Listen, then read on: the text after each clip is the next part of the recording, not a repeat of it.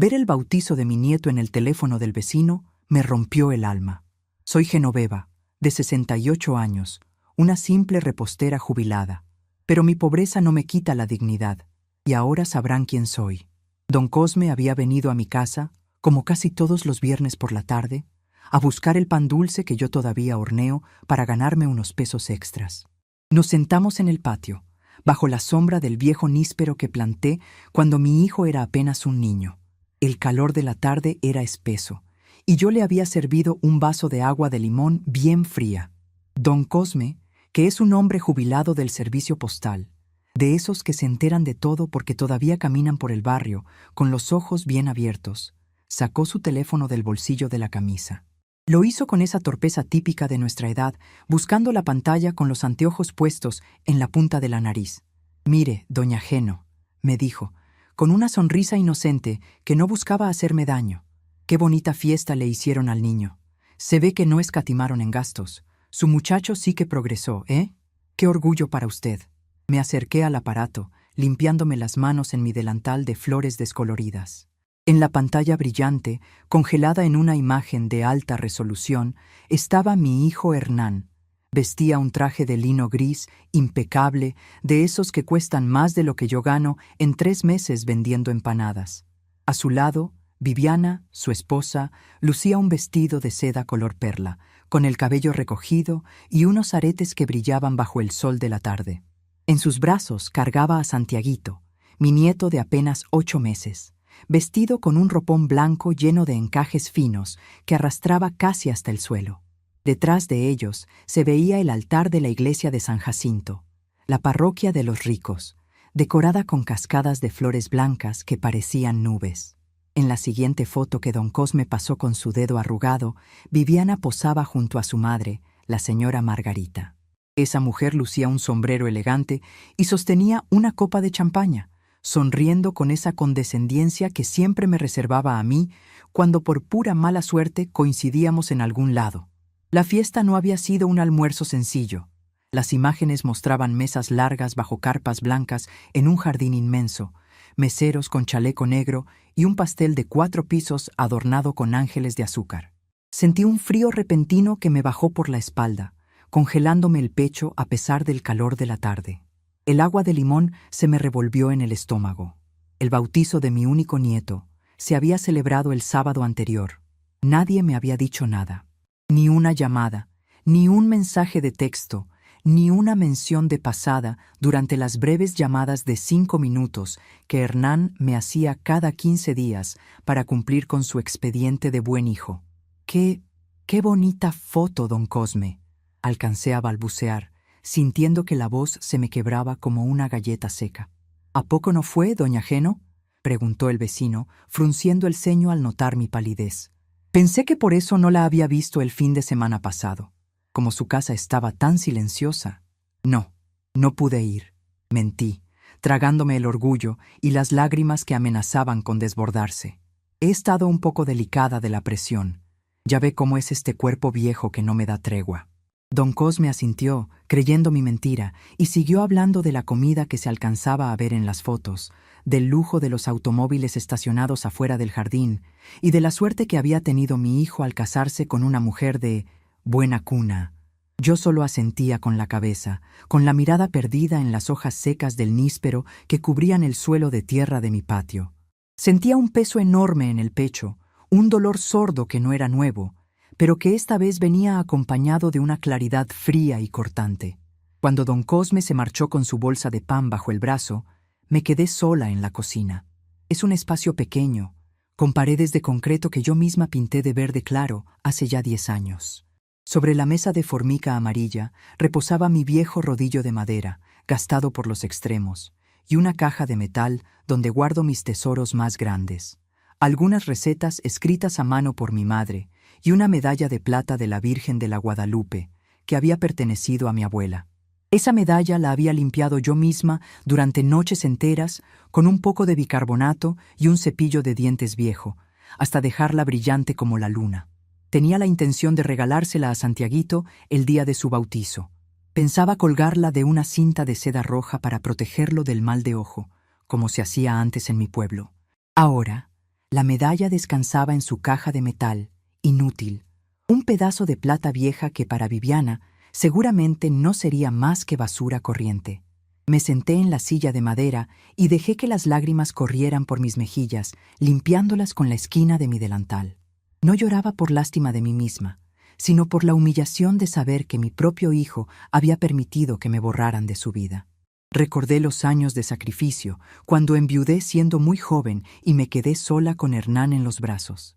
Para que él pudiera ir a la universidad, para que tuviera camisas limpias y libros nuevos, yo pasé madrugadas enteras frente al horno caliente de la panadería La Espiga de Oro. Mis manos, ahora deformadas por la artritis, eran el testimonio viviente de cada saco de harina que cargué, de cada masa que sobé, hasta que los hombros me ardían del cansancio. Hernán siempre fue un buen estudiante, pero cuando conoció a Viviana en sus últimos años de carrera, algo en él comenzó a cambiar. Al principio eran detalles sutiles. Empezó a avergonzarse de que yo lo visitara en su pensión de estudiantes con mis fiambreras llenas de guisados caseros. Luego, cuando se graduó y consiguió ese trabajo en la constructora, las visitas a mi casa se volvieron espaciadas. La primera vez que Viviana vino a comer aquí, traída a la fuerza por mi hijo, ni siquiera quiso probar las enchiladas que preparé con tanto esmero. Miró de reojo las paredes de mi casa, se sentó en la orilla de la silla como si temiera ensuciarse el pantalón de marca y se la pasó mirando su teléfono móvil todo el tiempo. La comida con tanta grasa me cae pesada, doña Genoveva, me dijo con una sonrisa fingida que no le llegaba a los ojos.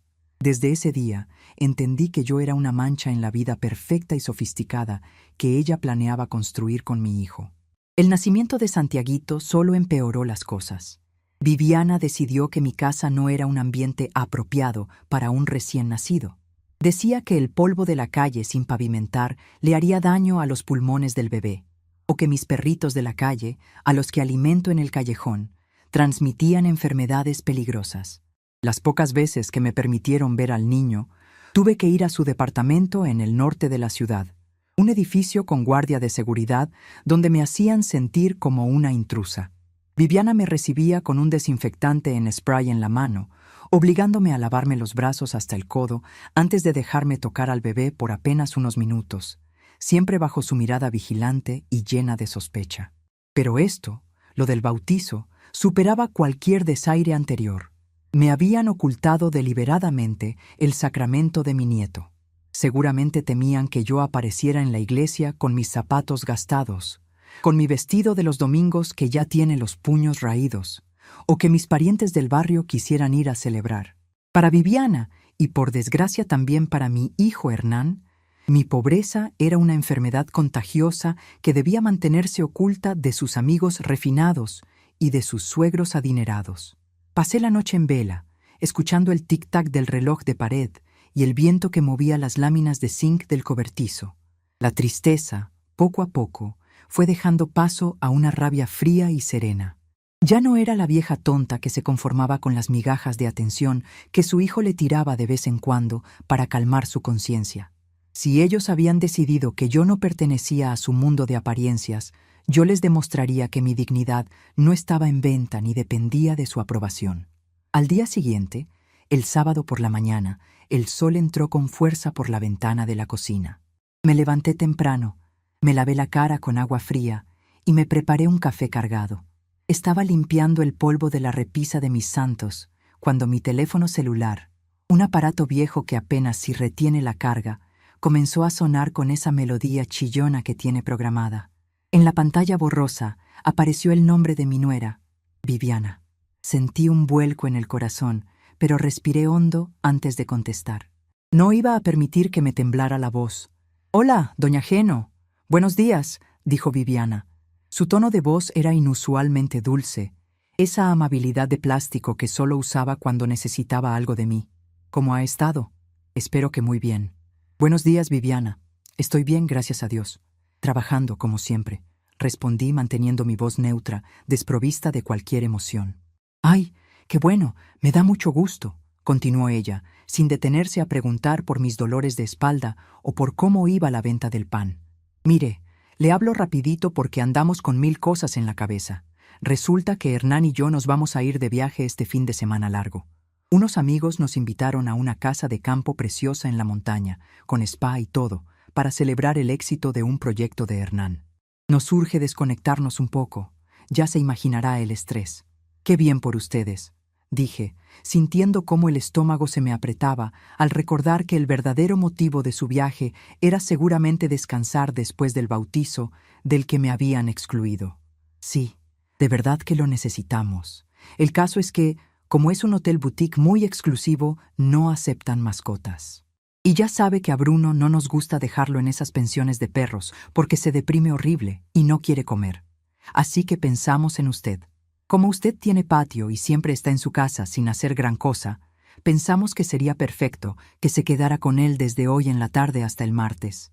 Hernán lo puede ir a dejar en un rato, junto con su bulto de comida y sus juguetes. ¿Le parece bien? La naturalidad con la que hablaba me dejó sin aliento por un segundo. Para Viviana, yo no era la abuela de su hijo, ni la madre del hombre con el que compartía su vida. Para ella, yo era simplemente una comodidad barata, una cuidadora de perros gratuita que estaba siempre en casa sin hacer gran cosa. Cuando necesitaban lucirse ante la sociedad, yo era invisible, la pariente pobre que daba vergüenza mostrar. Pero cuando necesitaban un favor que les ahorrara unos pesos en una pensión veterinaria, entonces mi casa humilde y mi patio de tierra sí eran perfectamente adecuados para su finísimo perro Golden Retriever. Miré mis manos ásperas, las mismas que habían horneado miles de panes para darle un futuro a su esposo. Miré la caja de metal donde descansaba la medalla de mi abuela, una fuerza que no sabía que poseía, una dignidad antigua y heredada de las mujeres fuertes de mi familia, se apoderó de mí. No, Viviana, dije, con una voz tan firme y clara que pareció resonar en las paredes de la cocina. Hubo un silencio absoluto del otro lado de la línea. Era obvio que ella no esperaba esa respuesta. En los últimos años, yo siempre había dicho que sí a todo. A cuidar al perro, a tejerle cobijas al bebé que luego terminaban en el fondo del closet, a aceptar que no me invitaran a sus cenas navideñas con la excusa de que el clima frío me haría daño. ¿Cómo que no, doña Geno?, preguntó Viviana, y esta vez su tono de voz ya no era tan dulce. Se notaba la irritación asomando por las costuras de su cortesía. «Pero si usted nunca sale, ¿tiene algún compromiso acaso?» «Tengo mi vida, Viviana», respondí, manteniendo la calma que a ella tanto le molestaba. «Y he decidido que ya no voy a cuidar a Bruno. Ni hoy, ni el próximo fin de semana, ni nunca. Ya no cuenten conmigo para estas cosas». «Pero, doña Geno, no sea así», dijo ella, elevando un poco el tono de voz, revelando su verdadera naturaleza impositiva. «Hernán ya tiene todo listo para el viaje. No nos puede hacer esto a última hora. Es solo cuidar al perro. No le estamos pidiendo nada del otro mundo. Además, a usted le gustan los animales». «Me encantan los animales, Viviana, pero me quiero más a mí misma», sentencié. «Y ya me cansé de que solo se acuerden de mí cuando necesitan una sirvienta gratis. Si tienen dinero para hacer fiestas grandes y bautizos elegantes en hoteles y jardines exclusivos, también deben tener para pagar una pensión de lujo para su perro». Se produjo un silencio pesado, denso, donde casi podía escuchar la respiración agitada de mi nuera a través de la bocina. La palabra bautizo había caído entre nosotras como una piedra pesada en un pozo de agua limpia. Viviana se dio cuenta, en ese preciso instante, de que su secreto había sido descubierto, de que yo sabía perfectamente que me habían dejado fuera de la vida de mi propio nieto por pura y simple mezquindad. «¿De qué bautizo está hablando?», intentó defenderse, pero su voz ya no tenía la misma seguridad. Sonaba titubeante, acorralada. «No te gastes en mentiras, Viviana. El pueblo es chico y todo se sabe. Don Cosme me mostró las fotos ayer. Santiaguito se ve precioso, por cierto. Qué lástima que su abuela paterna no haya sido lo suficientemente digna para estar en esa foto familiar. Pero no te preocupes, ya entendí cuál es mi lugar en su vida. Y por lo mismo, ustedes acaban de perder el suyo en la mía. Doña Geno, escuche, las cosas no son así. Lo que pasa es que», comenzó a decir, intentando buscar una excusa barata, de esas que Hernán siempre usaba para justificar sus desaires. «Buen viaje, Viviana», la interrumpí sin dejarla terminar. Y por primera vez en mi vida, apreté el botón rojo del teléfono y colgué la llamada, sintiendo cómo un torrente de libertad y de respeto por mí misma corría por mis venas, borrando de golpe el dolor de la humillación. El silencio que inundó mi cocina después de colgar el teléfono fue tan denso que casi podía escucharse el latido de mi propio corazón, acelerado y furioso, como un caballo desbocado en medio de la noche. Tenía la mano derecha todavía apretando el aparato, tan fuerte que los nudillos se me habían puesto blancos, y la artritis me dio un pinchazo de dolor que me subió por todo el antebrazo. Pero no me importó. Por primera vez en muchísimos años, ese dolor físico no era una molestia. Era el recordatorio de que estaba viva, de que mi cuerpo, aunque gastado y cansado, todavía respondía a mi propia voluntad y no a los caprichos de los demás. Me quedé mirando la pantalla oscura del celular por lo que parecieron horas, aunque el reloj de pared apenas marcó 2 minutos. Sentí una mezcla extraña de miedo y de una libertad absoluta que me infló el pecho. El miedo era el de siempre, ese que nos meten en la cabeza desde niñas, el temor a quedarnos solas, a que la familia nos dé la espalda, a ser la vieja abandonada de la que todos hablan con lástima en la cuadra. Pero la libertad era algo nuevo, fresco, como el viento que entra por la ventana después de una tormenta de verano. Me levanté de la silla de madera que rechinó contra el suelo de cemento y caminé hacia el fregadero. Me miré las manos. Estaban ásperas, con las marcas del trabajo diario y las arrugas que el tiempo se había encargado de esculpir sin piedad. Esas manos habían alimentado a mi hijo, habían lavado su ropa en el lavadero de piedra hasta que la piel se me partía por el frío de las mañanas, y habían horneado miles de charolas de pan para pagar su escuela privada, porque yo no quería que él fuera menos que los demás chamacos del rumbo. Viviana pensaba que esas manos solo servían para limpiar las porquerías de su perro Fino y para quedarse quietas en un rincón esperando sus órdenes. Qué equivocada estaba. Me quité el delantal de flores descoloridas y lo colgué con cuidado detrás de la puerta. Era el momento de hacer cuentas, de ver con qué recursos contaba esta vieja para dar la batalla por su propia dignidad. No me refería al dinero, aunque Dios sabe que la pensión de viudez que me dejó mi difunto esposo apenas si alcanza para pagar la luz y comprar 1 kilo de frijoles de vez en cuando. Me refería a la fuerza que había acumulado durante 68 años de caídas y levantadas. Caminé hacia la alacena de madera que mi padre me había construido cuando me casé. En el estante más alto, detrás de un frasco de canela en astilla, guardaba mi tesoro más preciado. Un cuaderno de hojas amarillentas, cosido con hilo cáñamo, donde mi madre había anotado las recetas de los dulces tradicionales que su propia abuela le enseñó a preparar en el pueblo. Ahí estaban los secretos del hojaldre perfecto, el punto exacto del almíbar para los higos en conserva y la fórmula exacta para que las conchas de vainilla quedaran tan suaves que parecieran nubes de azúcar. Durante años mantuve ese cuaderno guardado, usándolo solo para mis ventas pequeñas del fin de semana, esas que me daban para los gastos diarios y para comprarle algún juguete sencillo a Santiaguito. Siempre me limité porque Hernán me decía que ya estaba vieja para andar cargando bultos de harina, que la gente del barrio ya no apreciaba la repostería fina y que era mejor que me quedara tranquila en la casa, descansando. Ahora me daba cuenta de la verdad detrás de sus palabras de buen hijo.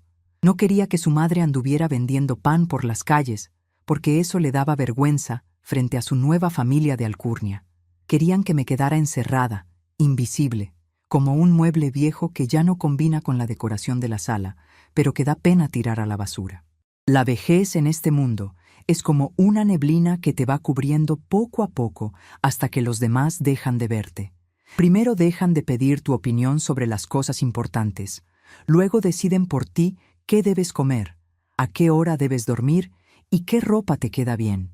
Al final, se convencen de que ya no sientes, de que tu corazón se volvió de piedra igual que tus coyunturas. Viviana y mi hijo pensaron que mi pobreza material me convertía también en una pobre de espíritu, dispuesta a aceptar las migajas de su mesa con tal de que me dejaran ver al niño un par de horas al mes. Pero se les olvidó un detalle muy importante. Las raíces que crecen en la tierra seca son las más fuertes y las más difíciles de arrancar. Yo no nací en una cuna de seda como mi nuera, ni crecí con sirvientas que me hicieran la cama. Yo sé lo que es pasar hambre, sé lo que es estirar un peso para que rinda 3 días, y sé lo que es ponerme de pie con una sonrisa aunque el alma se me esté cayendo a pedazos. Esa era mi riqueza, una que ellos no podrían comprar con todas sus cuentas de banco ni sus viajes a la montaña. Con el cuaderno de recetas sobre la mesa, tomé una decisión. No iba a pasarme el resto de mis días llorando por los rincones porque me hubieran ocultado el bautizo de mi nieto. Tampoco iba a rogarles que me dejaran ver al niño. Si ellos querían una abuela de aparador, que se la inventaran. Yo iba a demostrarles que doña Genoveva todavía tenía mucha harina que amasar y mucho horno que encender. Recordé que hacía apenas 3 semanas, don Tomás, el dueño de la cadena de cafeterías El Portal, que tiene 3 sucursales en las zonas más transitadas de la ciudad, había venido personalmente a mi casa.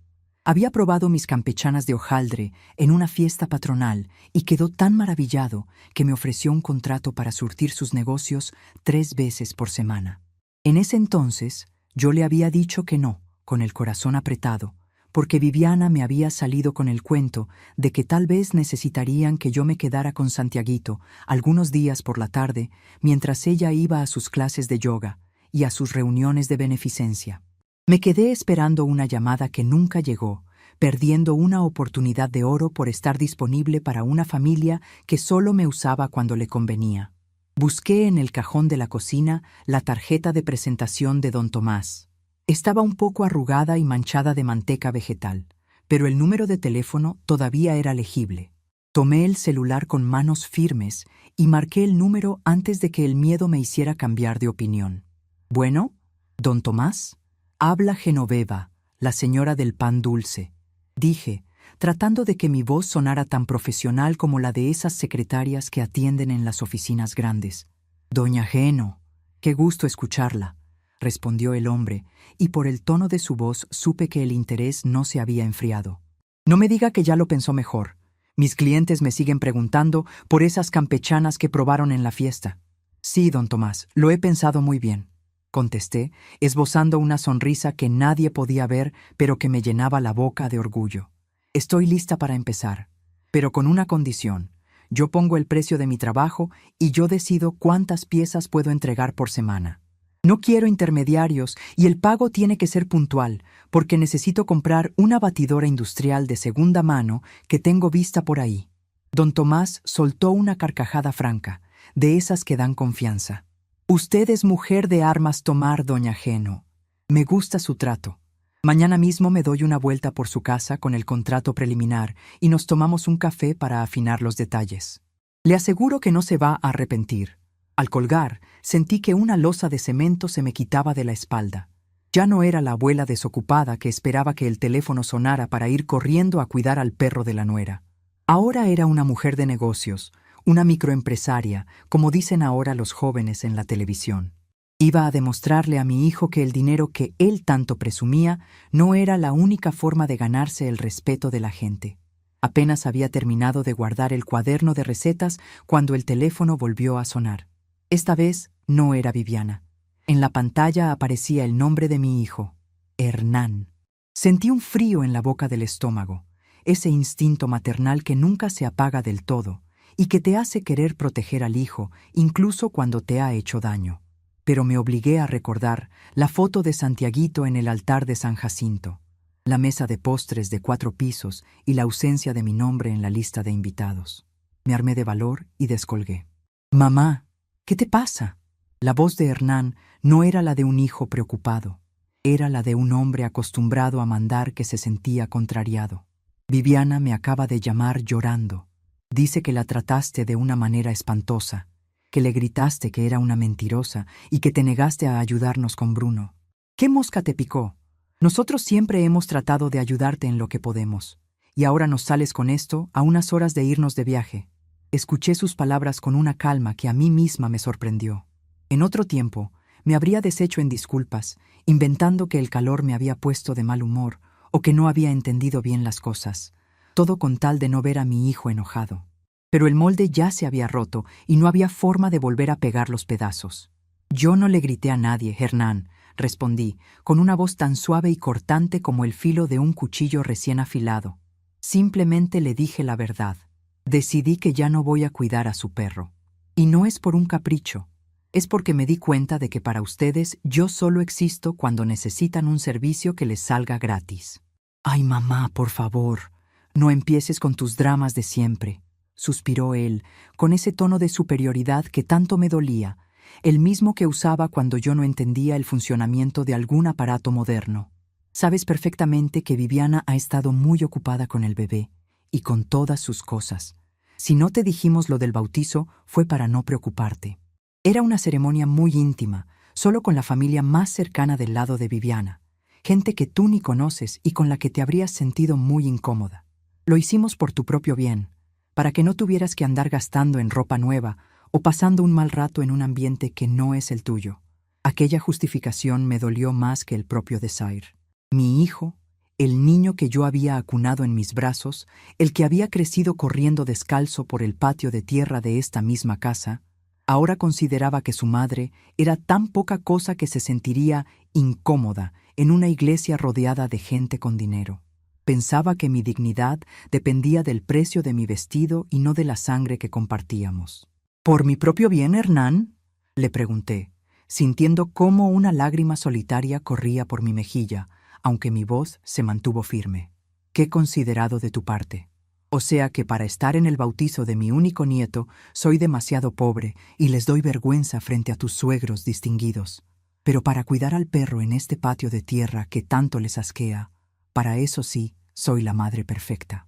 Para eso sí no hay problema con que el ambiente no sea el adecuado. Hubo un silencio del otro lado de la línea. Hernán no era un hombre tonto.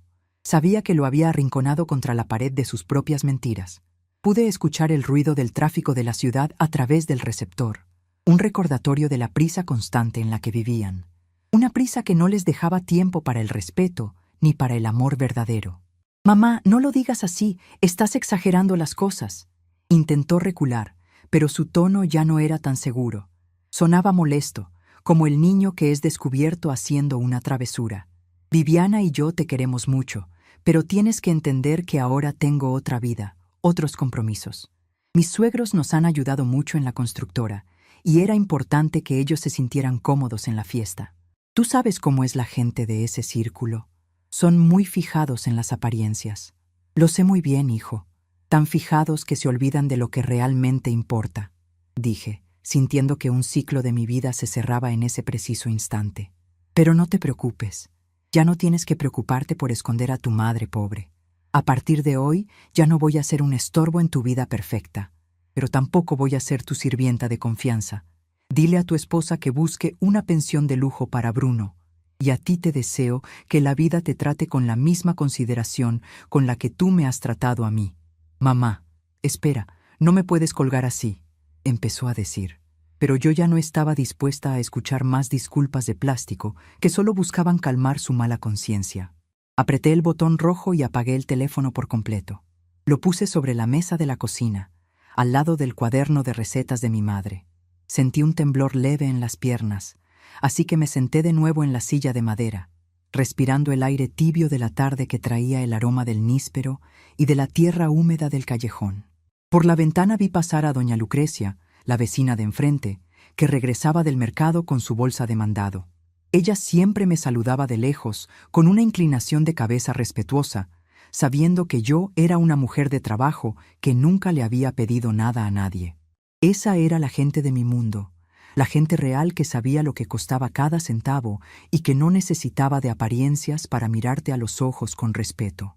Me levanté y fui hacia el espejo del baño, un pedazo de vidrio con los bordes gastados por la humedad que colgaba sobre el lavamanos de porcelana. Me miré fijamente. Vi las arrugas alrededor de mis ojos, las canas que ya cubrían la mayor parte de mi cabeza y la firmeza de mi boca, que ya no estaba dispuesta a callarse las injusticias. No vi a una anciana derrotada ni a una víctima de la ingratitud de sus hijos. Vi a Genoveva, la mujer que había sacado adelante a su familia con el sudor de su frente, la repostera que todavía tenía el secreto de la felicidad en la punta de sus dedos de harina. El plan ya estaba en marcha. No iba a ser un plan de venganza ruidoso, ni lleno de pleitos familiares que solo sirven para alimentar el chisme del barrio. Mi respuesta sería el éxito de mi propio trabajo, la recuperación de mi espacio y el brillo de mi propia vida independiente. Ellos pensaban que al dejarme fuera del bautizo, me habían quitado algo valioso. No se daban cuenta de que lo único que habían hecho era romper las cadenas que me mantenían atada a su egoísmo. Caminé de regreso a la cocina, tomé el rodillo de madera y lo acaricié con suavidad. Su superficie lisa, pulida por los años de uso, me dio una sensación de seguridad que ningún traje de lino o vestido de seda podría dar jamás. Mañana vendría don Tomás con el contrato. Mañana empezaría una nueva etapa para mí, una donde el olor a pan recién horneado llenaría cada rincón de esta casa, borrando el olor a olvido y a desprecio que ellos habían intentado dejar. Fui hacia la ventana y miré el cielo que comenzaba a teñirse de tonos dorados y violetas. La noche estaba por caer, pero por primera vez en mucho tiempo no sentía miedo de la oscuridad ni de la soledad que me esperaba. Sabía que dentro de mí había un fuego que ningún desaire de mi hijo o de mi nuera podría apagar, un fuego que se alimentaba de la dignidad de saber exactamente quién era y de dónde venía. Sonreí para mis adentros, sintiendo que el aire que entraba a mis pulmones era más limpio, más ligero. Viviana pensó que al cerrarme las puertas de su fiesta, me dejaba en la miseria de mi patio de tierra, sin darse cuenta de que me estaba devolviendo las llaves de mi propia libertad.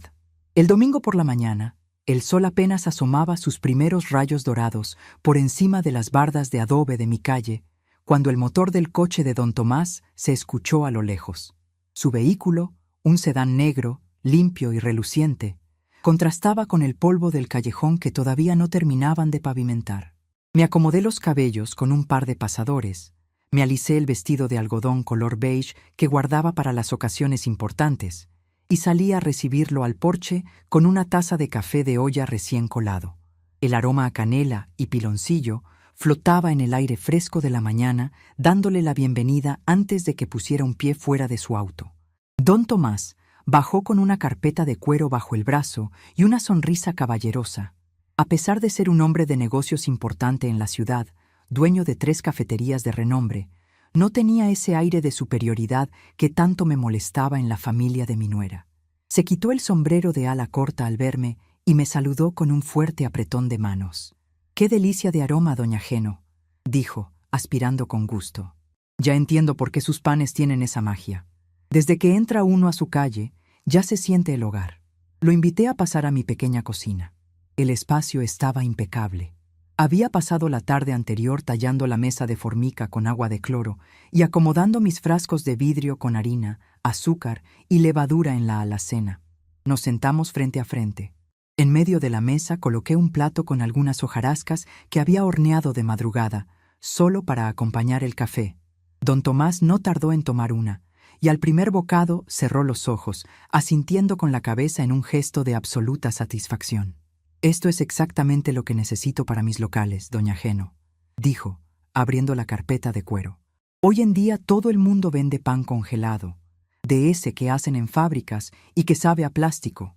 La gente que va a mis cafeterías busca el sabor de antes, el que hacían nuestras abuelas. Aquí tengo el contrato preliminar. Quiero que lo lea con calma». Saqué mis anteojos de lectura del estuche de plástico y me los acomodé en la nariz.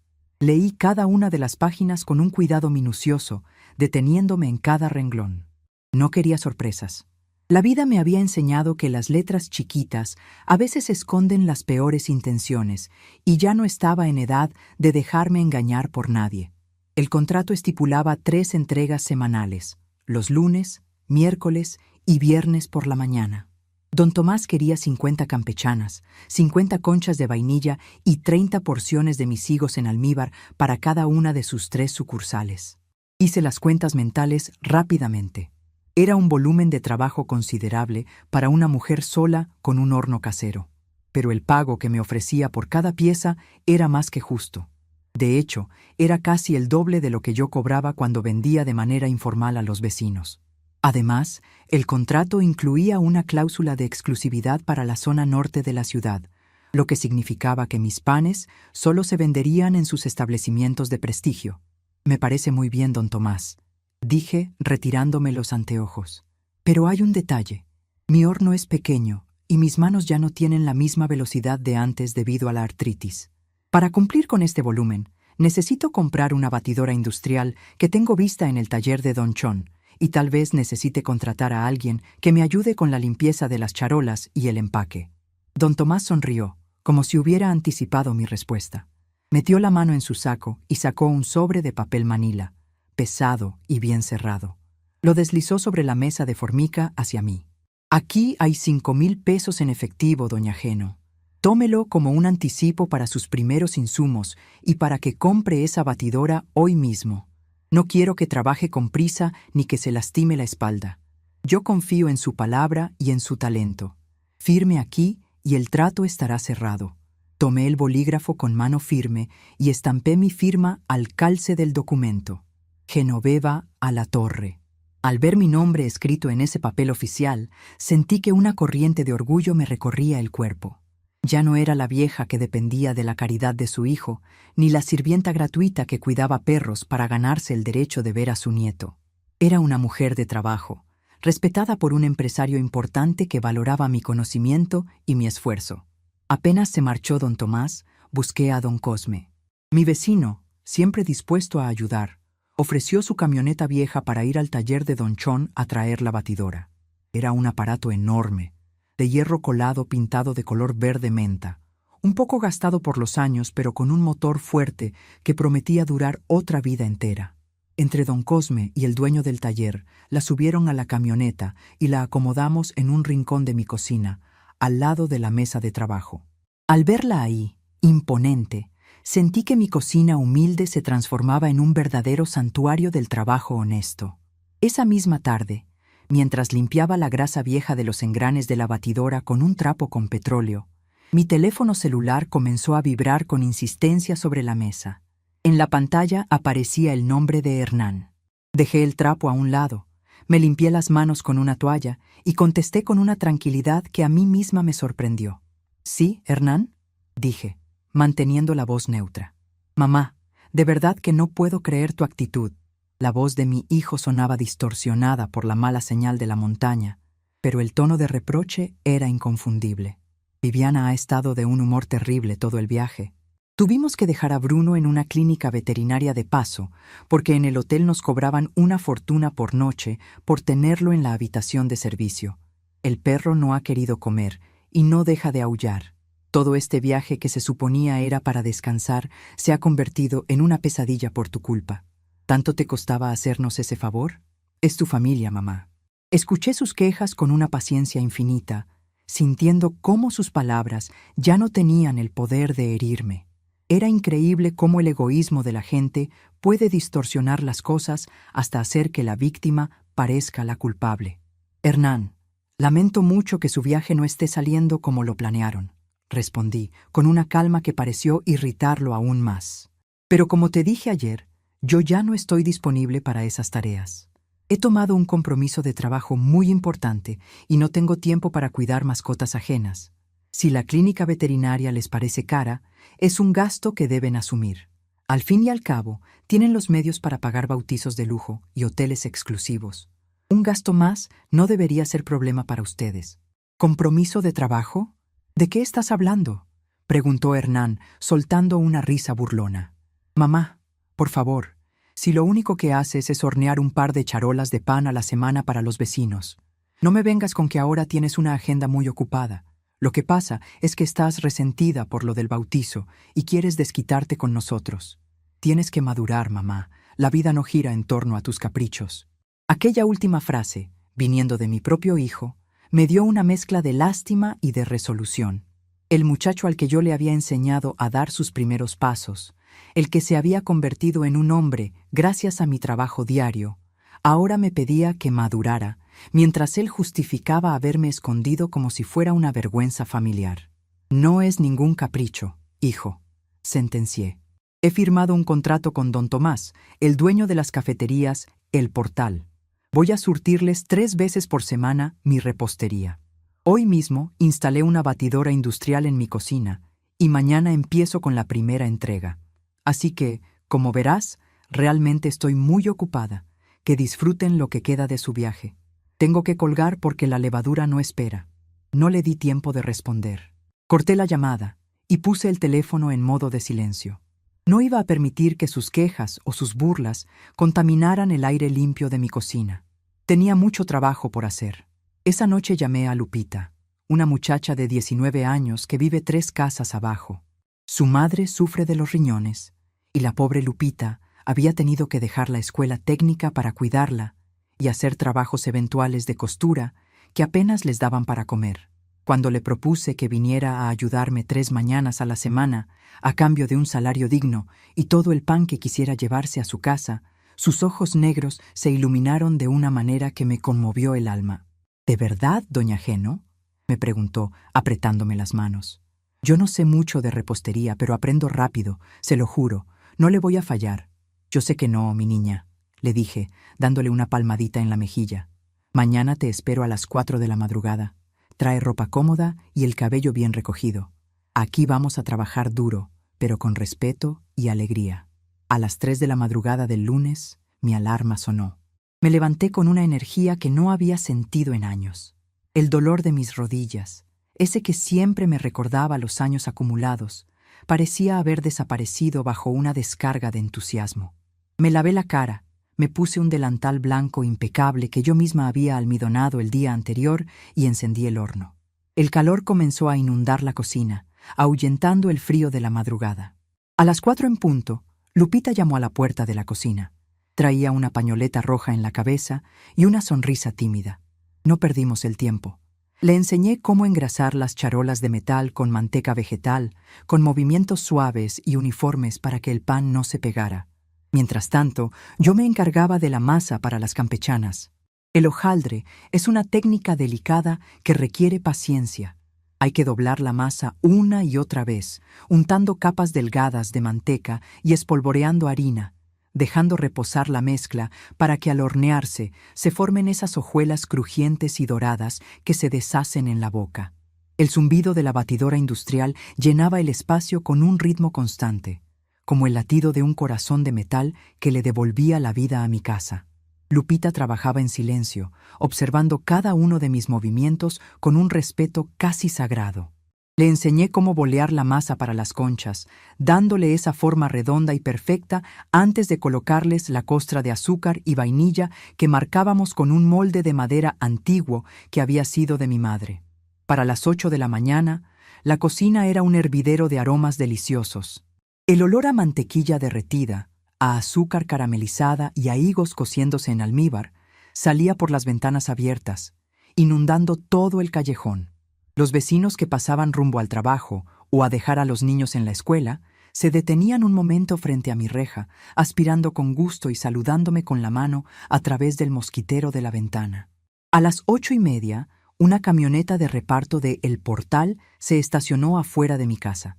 El chofer, un joven amable llamado Mateo, bajó con varias cajas de cartón blanco con el logotipo de la empresa impreso en letras doradas.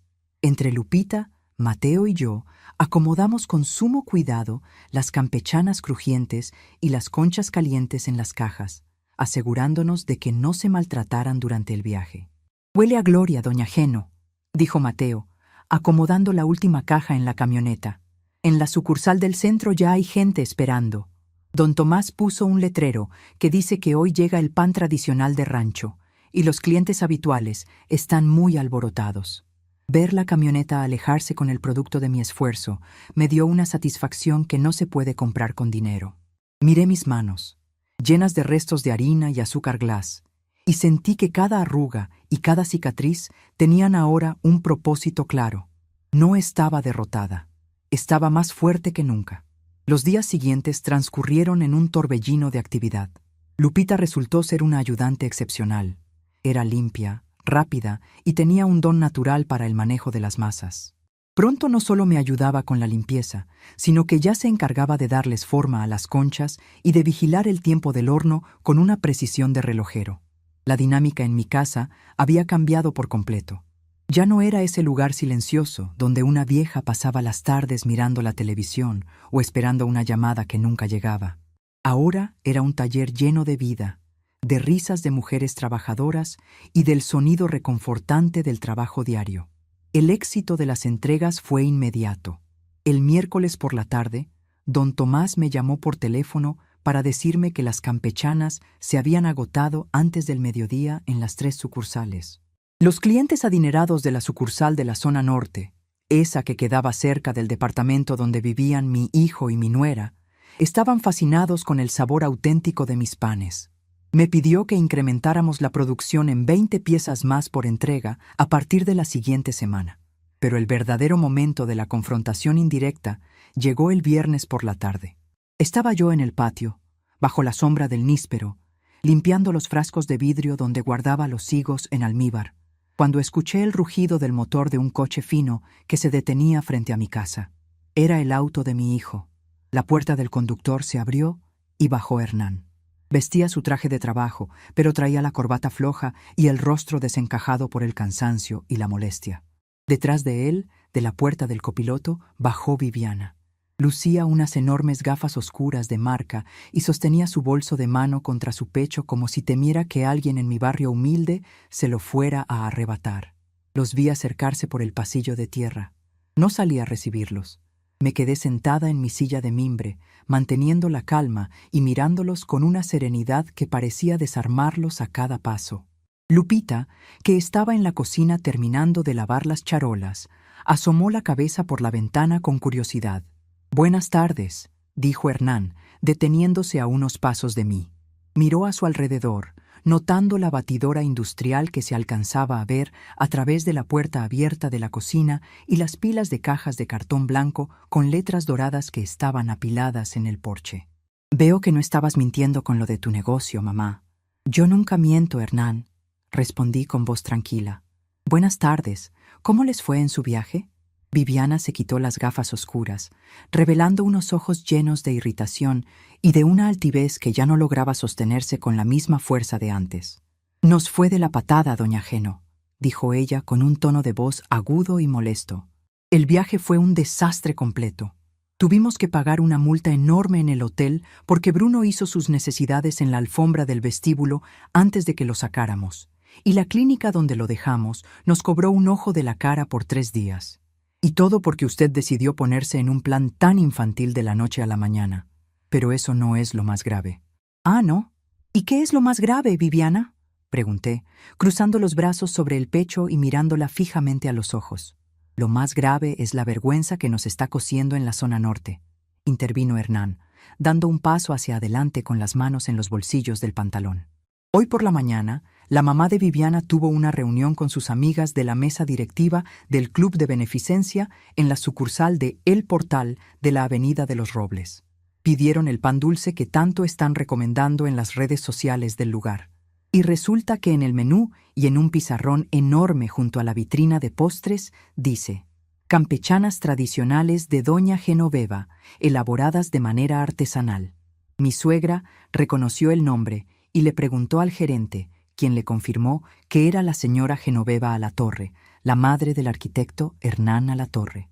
Viviana dio un paso al frente, con las mejillas encendidas de coraje. «¿Se da cuenta del ridículo que nos está haciendo pasar, doña Geno?», siseó elevando la voz. «Todas las amigas de mi mamá ahora saben que mi suegra es una panadera de barrio que vende sus cosas en una cafetería pública. Mis amistades piensan que somos unos mezquinos que la tenemos trabajando a su edad porque no queremos mantenerla. Esto es un golpe terrible para nuestra reputación. Hernán está por cerrar un contrato muy importante con el ayuntamiento y no podemos permitirnos que la gente piense que su madre tiene que andar vendiendo panes en la calle para sobrevivir». Escuché sus palabras con una mezcla de asombro y de un profundo desprecio por su escala de valores. Para ellos, el verdadero problema no era que yo tuviera que trabajar a mis 68 años.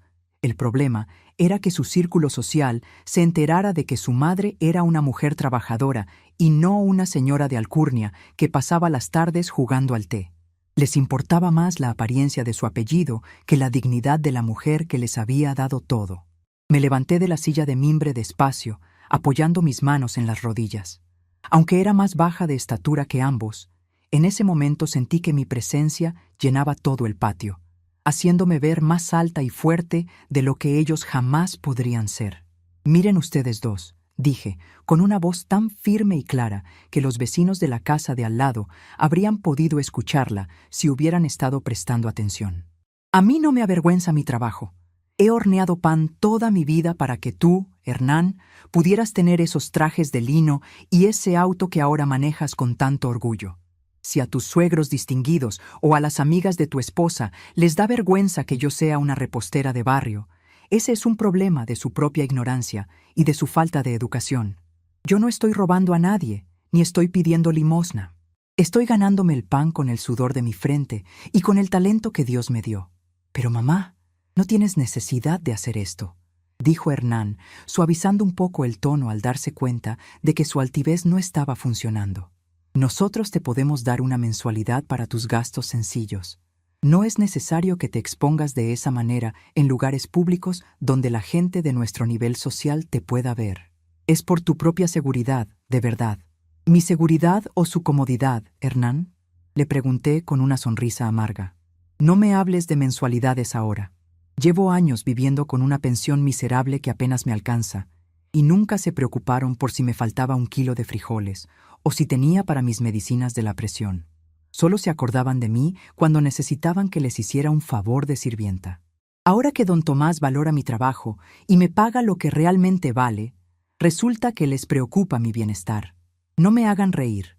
Viviana miró a Hernán, esperando que él hiciera algo para imponer su autoridad, pero mi hijo se quedó callado, mirando el suelo de tierra del patio con una mezcla de vergüenza y frustración. Sabía que cada una de mis palabras era una verdad indiscutible que no podía rebatir con sus discursos de hombre de negocios. Le exijo que cancele ese contrato, doña Geno, dijo Viviana, perdiendo los estribos por completo. No podemos permitir que siga arrastrando nuestro nombre por esas cafeterías. Si necesita dinero, díganos cuánto quiere y nosotros se lo damos, pero deje de hacer este ridículo. Miré a mi nuera con una lástima profunda. Era una mujer tan pobre que lo único que tenía era dinero y un puñado de apariencias vacías para sostener su orgullo. Yo no recibo órdenes de ti en mi propia casa, Viviana, respondí con una frialdad que la hizo retroceder un paso. Mi nombre es Genoveva Alatorre, y este nombre representa años de trabajo honesto y de respeto, que ninguno de tus vestidos caros o tus copas de champaña van a poder comprar jamás. El contrato con don Tomás sigue en pie, y si no les gusta ver mi nombre en las cafeterías que frecuentan, les sugiero que busquen otro lugar para tomar el café. Aquí la única que decide sobre mi vida y mi trabajo soy yo. Hernán intentó hablar, pero lo detuve con un gesto de la mano. Ya es tarde, muchachos, dije, señalando el pasillo que conducía a la calle. Tengo que preparar la masa para la entrega del lunes, y Lupita y yo tenemos mucho que hacer. Les deseo un buen regreso a su casa de la zona norte. Y por favor, cierren la reja al salir, no se nos vaya a meter el polvo de la calle que tanto les molesta. Viviana dio un pisotón de rabia en la tierra, se dio la vuelta y caminó a toda prisa hacia el coche, con los tacones hundiéndose en el polvo del callejón. Hernán se quedó un segundo mirándome, con una expresión de desconcierto en el rostro, como si acabara de darse cuenta de que la madre sumisa y silenciosa que él creía conocer había desaparecido para siempre. «Mamá», comenzó a decir con un hilo de voz que pareció perderse en el viento de la tarde. «Adiós, Hernán», le dije, dándole la espalda para caminar hacia mi cocina. Escuché sus pasos alejarse por el pasillo, y poco después el rugido del motor de su coche alejándose a toda velocidad, dejando atrás el polvo del callejón que pronto volvió a asentarse sobre la tierra húmeda de mi patio. Entré a la cocina y me encontré con la mirada de Lupita, que me miraba con los ojos muy abiertos y una sonrisa de admiración que no podía ocultar. «Usted es muy fuerte, doña Geno», me dijo, con un tono lleno de respeto. Yo no sé si habría podido hablarle así a mi propio hijo. «La dignidad no se hereda de los hijos, Lupita. Se defiende ante cualquiera que intente pisotearla», le respondí, acomodándome el delantal blanco. «Ahora vamos a encender esa batidora, que la harina nos está esperando para demostrarles de lo que somos capaces». El lunes por la mañana, el aire en mi cocina ya no olía a encierro ni a nostalgia, sino a levadura fresca, mantequilla derretida y a esa harina buena que se levanta como una nube blanca cuando una la trabaja con ganas. Lupita había llegado puntualísimo a las 4 de la madrugada, con sus trenzas bien amarradas y una energía que a mí me devolvía los años. Entre el zumbido de la batidora nueva y el calorcito del horno que empezaba a templar las paredes, el eco de las palabras amargas de mi hijo y mi nuera se fue disolviendo como el azúcar en el agua hirviendo. Ellos creían que sus quejas iban a detener el rumbo de mi vida, pero no sabían que cuando una mujer de mi edad decide dar un paso al frente, ya no hay fuerza en la tierra que la haga retroceder. Durante los siguientes 10 días, el trabajo no nos dio tregua.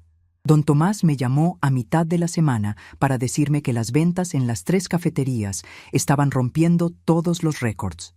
En la sucursal del norte, justamente la que frecuentaban las amistades de Viviana, la gente hacía fila desde las 7 de la mañana para alcanzar las campechanas calientes. Lupita y yo terminábamos con los hombros cansados y las manos olorosas a canela, pero con una satisfacción que me llenaba el pecho cada vez que veía el fajo de billetes bien ganados que guardaba en la caja de metal, justo al lado de la medalla de plata de mi abuela. Fue un jueves por la tarde cuando don Tomás volvió a presentarse en mi casa, pero esta vez no traía su habitual carpeta de cuero, sino una sonrisa de oreja a oreja y un par de periódicos locales bajo el brazo.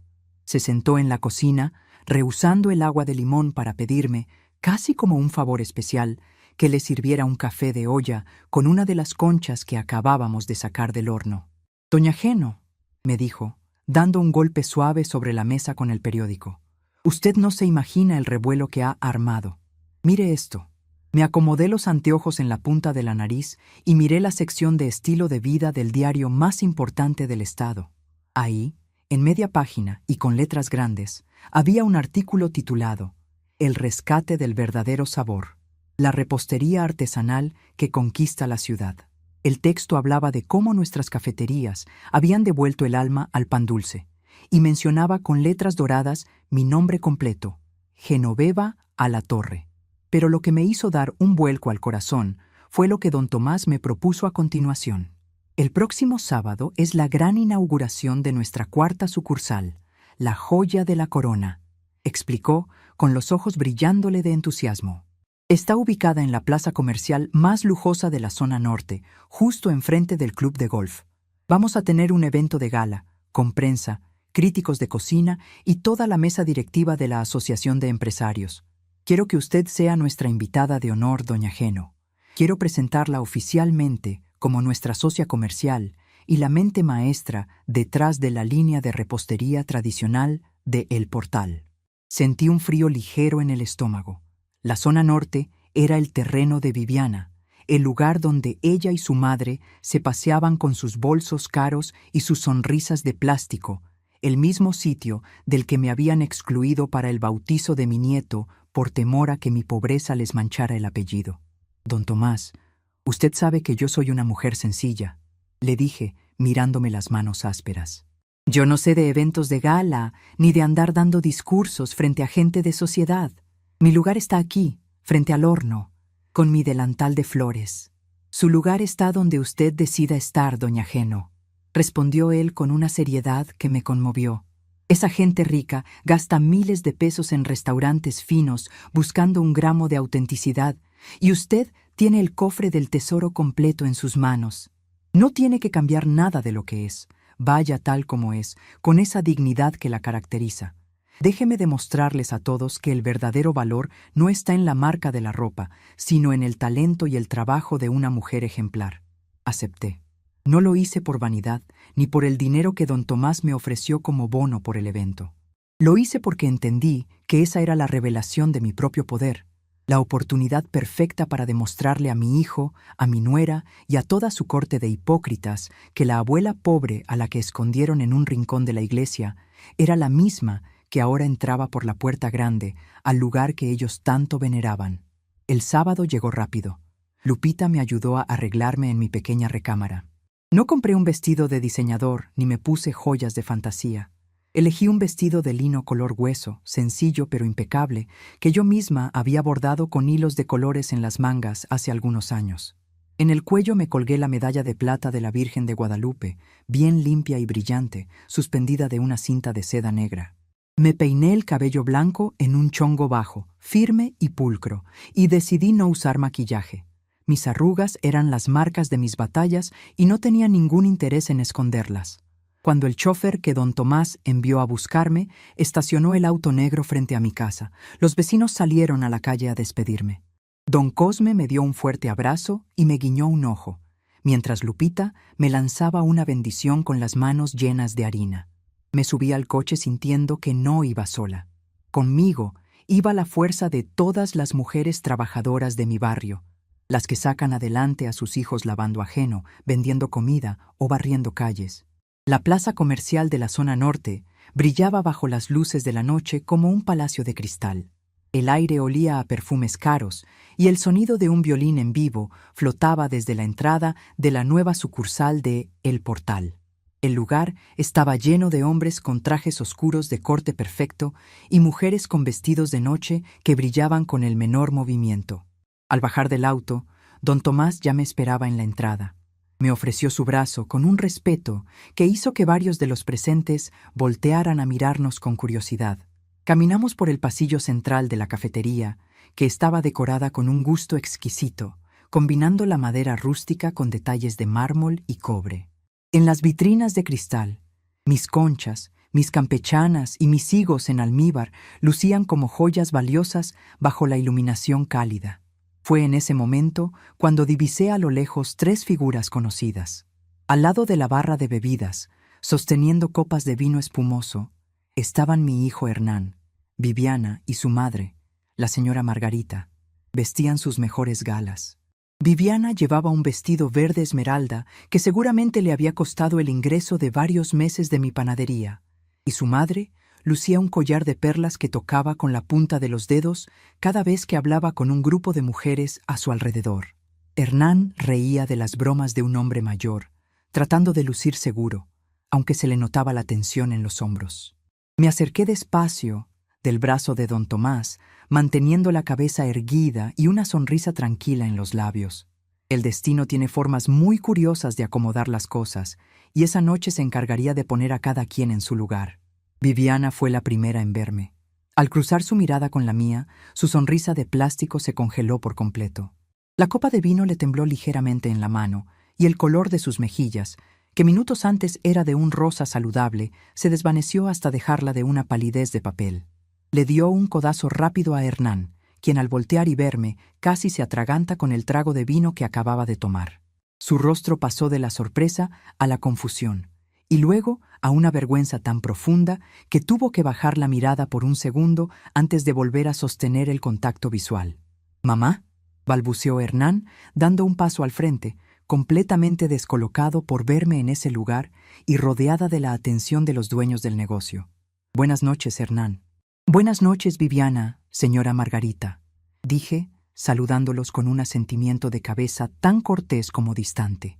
«¿Qué haces aquí, doña Genoveva?», preguntó la señora Margarita, tratando de recuperar su aire de superioridad, aunque la presencia de don Tomás a mi lado la hacía dudar.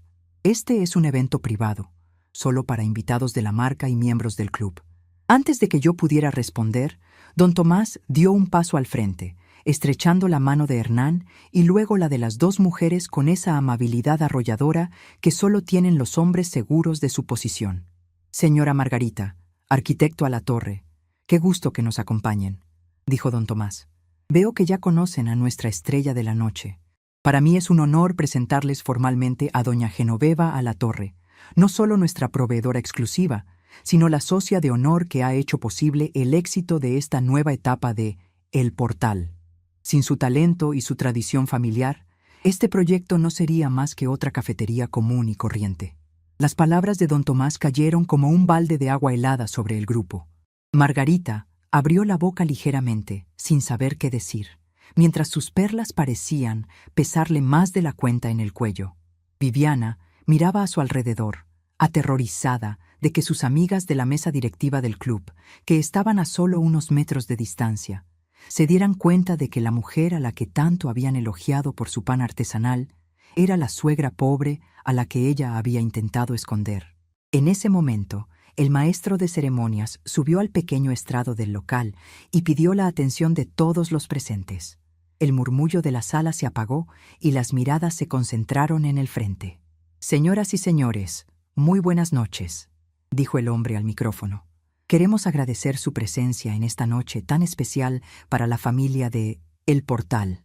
Para dar inicio formal a la inauguración de nuestra sucursal de la zona norte, queremos invitar al estrado a nuestro director general, el señor Tomás Cantú, y a nuestra socia de honor, la señora Genoveva Alatorre, creadora de las recetas tradicionales que han conquistado los paladares de toda la ciudad».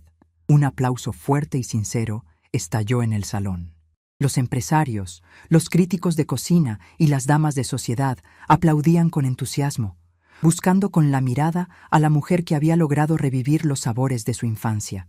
Don Tomás me tomó de la mano y me guió con suavidad hacia el estrado. Al pasar al lado de mi hijo, pude ver una lágrima contenida en sus ojos, una mezcla de orgullo tardío y de la dolorosa comprensión de que el mundo al que él tanto aspiraba a pertenecer estaba rindiéndole tributo a la madre que él había considerado una vergüenza.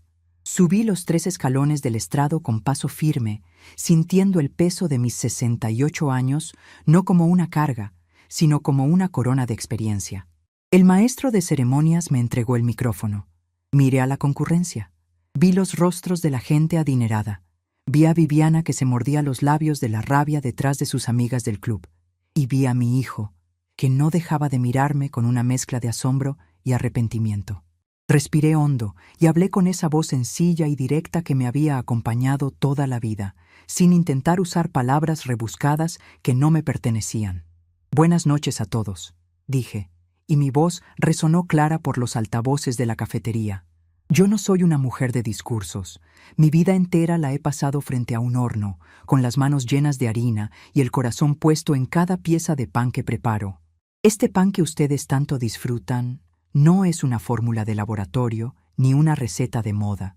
Es la herencia de mi madre y de mi abuela, mujeres trabajadoras que me enseñaron que la mayor riqueza de una persona no está en el dinero que acumula, sino en la dignidad de su trabajo y en el respeto que le tiene a sus raíces.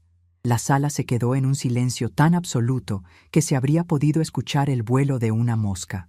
Los ojos de varias de las mujeres de sociedad comenzaron a brillar con emoción, tocadas por la sencillez y la verdad de mis palabras.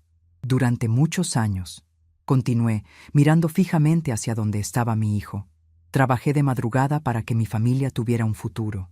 Mis manos están gastadas por el esfuerzo y mi ropa no tiene marcas de diseñador, pero sé perfectamente quién soy y lo que vale mi trabajo.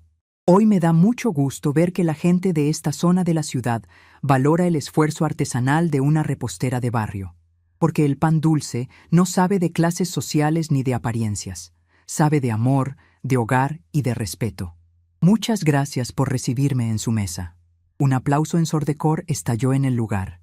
La gente se puso de pie, aplaudiendo con una calidez que pocas veces se ve en esos eventos de etiqueta. Varias de las amigas de la señora Margarita se acercaron de inmediato al estrado, felicitándome con entusiasmo y pidiéndome que les contara más sobre la historia de mis recetas. Don Tomás sonreía complacido, sabiendo que el evento había sido un éxito absoluto que consolidaría el prestigio de su marca. Me bajé del estrado y me vi rodeada de personas que querían saludarme, estrechar mi mano de panadera y tomarse fotos conmigo para las redes sociales de la cafetería. Viviana y su madre intentaron escabullirse hacia la salida para evitar la humillación de ser vistas por sus conocidas mientras yo era la estrella de la noche. Pero la multitud que se había formado a mi alrededor les impidió el paso fácil. Fue entonces cuando Hernán logró abrirse paso entre la gente y se acercó a mí. Su rostro estaba rojo y sus ojos brillaban por las lágrimas que ya no podía contener. Se detuvo a 1 metro de distancia, mirando mis manos que sostenían la copa de agua que don Tomás me había ofrecido. «Mamá», dijo con la voz quebrada, con el mismo tono que usaba cuando era un niño y venía a pedirme perdón después de haber roto un vidrio del patio. «Perdóname, de verdad, perdóname por haber sido tan ciego, tan cobarde. No sabes la vergüenza que siento conmigo mismo por haberte tratado como lo hice. Eres la mujer más maravillosa del mundo, y yo no merezco tenerte como madre». Lo miré con esa paciencia que solo da la vejez, sintiendo que el enojo que había guardado durante estas semanas se transformaba en una compasión tranquila. Su arrepentimiento era real, pero el daño ya estaba hecho y las cosas no volverían a ser como antes. El molde de la obediencia ciega se había roto para siempre. «Te perdono, hijo», le dije, en voz baja para que nadie más nos escuchara. «Te perdono porque eres mi hijo, y el amor de una madre no se apaga por los errores de los hijos. Pero tu perdón no cambia las decisiones que he tomado. Mi vida ya no gira en torno a tu comodidad ni a los caprichos de tu esposa. He aprendido a valorarme y a reclamar el respeto que me corresponde. Si quieres estar en mi vida, tendrás que ganarte ese lugar desde abajo, respetando mi trabajo, mi casa humilde y mis decisiones». Hernán asintió con la cabeza, secándose una lágrima con el pañuelo de su traje gris. Detrás de él, Viviana se acercó despacio, con la cabeza baja y una actitud que distaba mucho de la soberbia con la que me había hablado en mi patio hacía apenas unos días. «Doña Geno, yo no sé qué decir», balbuceó mi nuera, incapaz de sostenerme la mirada. «Espero que podamos empezar de nuevo. Las cosas se salieron de control y...» «No te preocupes, Viviana», la interrumpí con una cortesía helada. «El pasado ya pasó. Pero, como les dije antes, yo ya no estoy disponible para sus conveniencias. Si alguna vez deciden visitar a esta vieja en su patio de tierra, serán bienvenidos, pero solo si vienen a compartir un café con respeto. Las llaves de mi casa y de mi tiempo ahora me pertenecen solo a mí». Don Tomás se acercó para guiarme hacia un grupo de periodistas gastronómicos que querían hacerme una entrevista para una revista nacional. Me despedí de mi hijo con un beso suave en la mejilla y un apretón de manos a Viviana, dejándolos atrás en medio de la luz brillante de la cafetería. Mientras caminaba del brazo de mi socio, volteé a ver mi reflejo en uno de los grandes espejos de la pared. Vi a Genoveva Alatorre, la repostera de 68 años, con su vestido de lino bordado y su medalla de plata brillando bajo las luces de la zona norte. No había rastros de la anciana humillada ni de la madre invisible. Era una mujer dueña de su propio destino, que había utilizado los cimientos de su pobreza para construir el altar de su propia dignidad. El cantar de los gallos en el corral de doña Lucrecia todavía no terminaba de despertar al barrio cuando yo ya tenía las manos hundidas en la primera masa del día. Habían pasado 3 meses desde aquella noche de gala en la zona norte, esa noche donde las luces brillantes y los aplausos ajenos intentaron coronar lo que yo ya había consagrado en el silencio de mi cocina, mi propia dignidad. Al volver a casa esa madrugada, con el vestido de lino todavía oliendo al perfume caro de los invitados y a la canela de mis propias campechanas, me senté en la orilla de mi cama, me quité los zapatos gastados y miré mis pies hinchados. Sonreí. El mundo de mi hijo y de mi nuera era un teatro de sombras donde todos fingían ser felices para no mostrar sus grietas. Mi mundo, en cambio, seguía siendo de tierra firme, de harina que alimenta y de verdades que no necesitan adornos. La cocina había cambiado un poco, no les voy a mentir. Con las primeras ganancias de los contratos con don Tomás, mandé arreglar las láminas de zinc del cobertizo que tanto ruido hacían cuando soplaba el viento del norte. Ahora, un techo de concreto firme nos protegía de las lluvias, y las paredes estaban pintadas de un blanco purísimo que hacía que la luz del sol se quedara a vivir con nosotras desde temprano. Pero la mesa de formica amarilla seguía ahí, con sus esquinas gastadas, y el viejo níspero del patio continuaba dándonos sombra, recordándome todos los días de dónde venía y por qué valía la pena seguir de pie. Lupita llegó a las 4 en punto, como siempre, pero ahora ya no venía sola. Desde hacía un mes habíamos contratado también a Clarita, una muchacha de 17 años que había tenido que dejar la escuela porque a su papá lo habían despedido de la fábrica de calzado. Ver a esas 2 jovencitas trabajar a mi lado, moviéndose con agilidad entre las charolas y cantando las rancheras que sonaban en mi vieja radio de transistores, era mi verdadero legado. Yo no solo estaba horneando pan para ganar dinero, estaba abriendo un camino para que otras mujeres de mi barrio aprendieran que sus manos tenían el poder de darles la libertad que nadie más les iba a regalar. «Doña Geno», me dijo Lupita mientras acomodaba las conchas de vainilla en las cajas de cartón blanco. Hoy vino el chofer de don Tomás más temprano de lo normal. Dice que en la sucursal del centro abrieron una sección nueva de puros dulces tradicionales y que quieren que les preparemos las gorditas de nata que hacíamos los sábados. Diles que sí, mi niña, respondí, limpiándome el sudor de la frente con el dorso de la mano. Pero que el precio de la nata buena ha subido y que no voy a bajar la calidad de mi receta por ahorrarme unos centavos.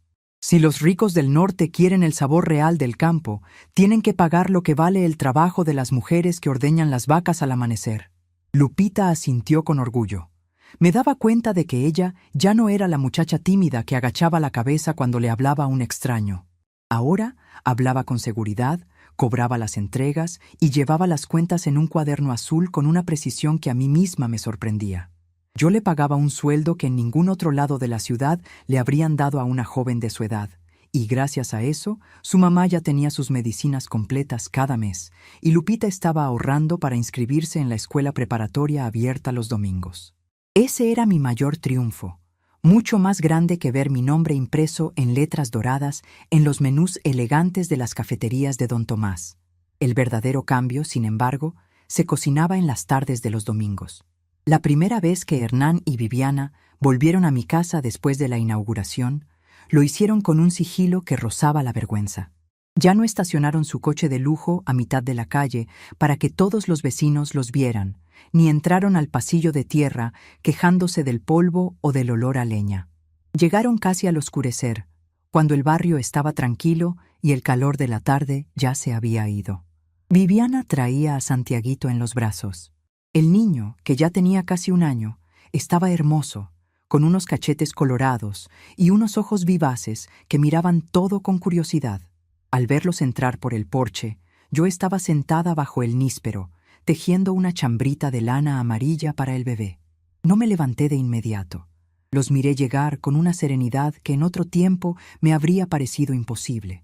«Hola, mamá», dijo Hernán, con una voz suave, casi temerosa de romper el silencio del patio. Trajimos al niño.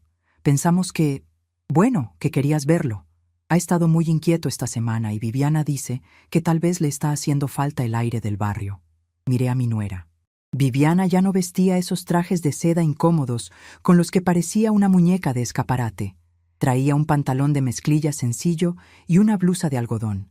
Su mirada ya no buscaba las telarañas del techo ni las manchas de la pared. Se concentraba en mis manos ásperas, las mismas manos que ella alguna vez consideró indignas de tocar a su hijo. «Pásenle. Buenas tardes», les dije, señalando las sillas de madera que don Cosme me había ayudado a pintar de verde la semana anterior. «Sienten al niño en mis piernas, por favor, que la lana me está acalambrando los dedos». Viviana se acercó despacio, y por primera vez en su vida me entregó al bebé sin ponerme condiciones, sin obligarme a correr al baño a lavarme los brazos con desinfectante y sin mirarme con esa sospecha que tanto me hería.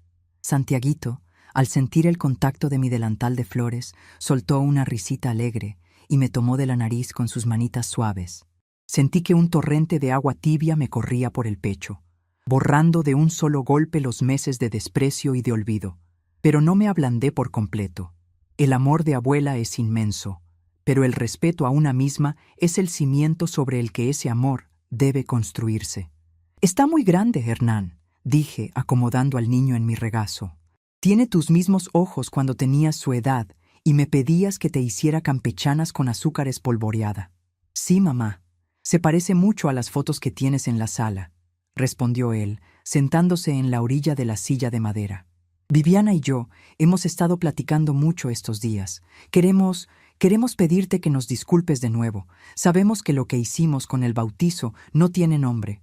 Nos dejamos llevar por las apariencias, por quedar bien con gente que al final del día no nos importa y que no nos aporta nada real. Tu éxito con don Tomás nos abrió los ojos de una manera muy dura. Ver que la gente que nosotros considerábamos de un nivel superior te respeta y te admira por lo que eres, mientras nosotros te escondíamos, nos hizo sentir como los seres más pequeños de la tierra».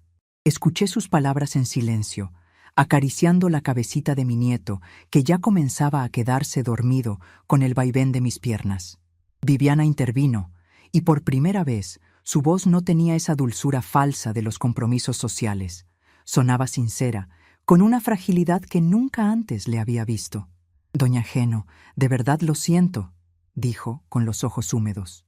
Yo crecí en una casa donde lo único que importaba era el apellido, el club social y lo que los demás dijeran de nosotros.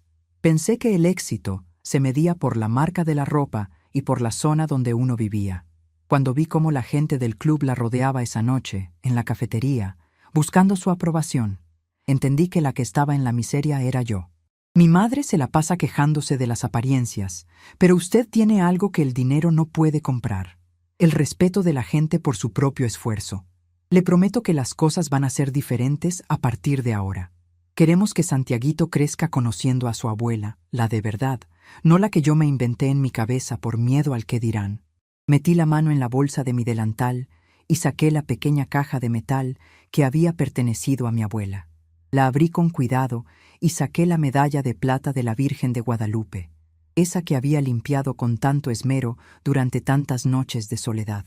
La medalla brillaba bajo la luz mortecina de la tarde, reflejando los últimos rayos del sol que se colaban por las hojas del níspero. Tomé la mano de Viviana, que estaba fría y temblorosa, y coloqué la medalla en su palma. Esta medalla era para el día de su bautizo, le dije, mirándola fijamente a los ojos. No tiene el valor del ropón de encaje que le compraron en esa tienda fina de la zona norte, ni viene en una caja de terciopelo con el nombre de una joyería de prestigio. Pero tiene la bendición de 3 generaciones de mujeres trabajadoras que nunca agacharon la cabeza ante nadie. Llévala contigo, Viviana, y pónsela al niño cuando empiece a dar sus primeros pasos, para que recuerde siempre que su sangre viene de gente fuerte, de gente que sabe lo que cuesta ganarse la vida con el sudor de la frente. Viviana cerró la mano sobre la medalla y se la llevó al pecho, asintiendo con la cabeza mientras un par de lágrimas le corrían por las mejillas. Hernán se acercó y me abrazó por la espalda. Un abrazo largo, de esos que no me daba desde que era un estudiante universitario y regresaba a casa con hambre después de un examen difícil. Esa tarde no hubo discursos de negocios, ni reclamos por el perro, ni pláticas sobre la constructora o los contratos con el ayuntamiento. Compartimos un café de olla con unas hojarascas que Lupita había dejado en la mesa, y por primera vez en muchos años, la conversación fluyó de manera natural, sin la prisa de los que tienen que irse a un compromiso más importante ni el desprecio de los que se sienten superiores. Mis condiciones habían quedado claras sin necesidad de gritos ni amenazas. Yo ya no era la madre sumisa que esperaba en el rincón. Era una mujer libre, socia de su propio destino, y ellos debían ganarse el derecho de estar en mi mesa respetando mis reglas. Los meses siguieron su curso y la panadería, la Espiga de Genoveva, como don Tomás había bautizado oficialmente a nuestra línea de producción, se convirtió en una institución en la ciudad. Pero a pesar del éxito, yo no cambié mi rutina. Todos los días me levantaba a la misma hora, encendía el horno y me ponía a trabajar al lado de mis muchachas. La única diferencia era que ahora, los sábados por la tarde, el patio de mi casa se llenaba con el ruido de las risas de mi nieto, que corría descalzo por la tierra húmeda del callejón, persiguiendo a los perritos de la calle a los que yo seguía alimentando. Viviana ya no traía desinfectante en la bolsa. De hecho, la semana pasada me pidió que le enseñara a amasar el hojaldre para las campechanas. Y aunque al principio le costó trabajo y terminó con la cara llena de harina, sonrió con una felicidad que nunca antes había visto en su rostro perfecto de revista. Mi hijo Hernán, por su parte, ya no se avergonzaba de decirle a sus socios de la constructora que su madre era la repostera de El Portal. Al contrario, presumía mis panes en sus reuniones de negocios como si fueran el mayor tesoro de su familia, entendiendo finalmente que la verdadera riqueza de un hombre está en el orgullo de sus raíces. La vejez ya no era para mí esa neblina gris que me iba borrando del mapa de la vida. Ahora era una etapa de luz dorada, de frutos maduros y de cosechas abundantes. Había demostrado que una mujer mayor, humilde y cansada por los años, todavía tenía la fuerza para cambiar el rumbo de su historia y para enseñarle a los que venían detrás que la dignidad no se negocia por un plato de lentejas ni por el favor de los poderosos. Una tarde de domingo, después de que Hernán y Viviana se marcharon con el niño dormido en el asiento trasero de su coche, me quedé sola en el patio. El sol ya se había ocultado detrás de las lomas y la noche comenzaba a cubrir el barrio con su manto de estrellas. Don Cosme pasó por la acera y me saludó con la mano, silbando una tonada alegre mientras regresaba a su casa. Me senté en mi silla de mimbre, respirando el aire limpio que traía el aroma de la tierra mojada y del horno que ya descansaba de la jornada de la semana. Miré mis manos ásperas, llenas de las cicatrices del trabajo y de las arrugas que el tiempo me había regalado. Ya no sentía dolor en las coyunturas, ni ese frío sordo en el pecho que me había dejado el descubrimiento de la injusticia de mi hijo. Sentía un calorcito dulce, una paz inmensa que venía de saber que había librado mi batalla más importante y que la había ganado con las únicas armas que poseía: mi trabajo honesto, mi amor propio y la harina de mis días. El níspero del patio movió sus hojas con el viento de la noche, como si estuviera asintiendo a mis pensamientos, confirmando que la tierra donde había sembrado mis raíces era lo suficientemente fuerte para sostener mi copa bien alta frente a cualquier tempestad.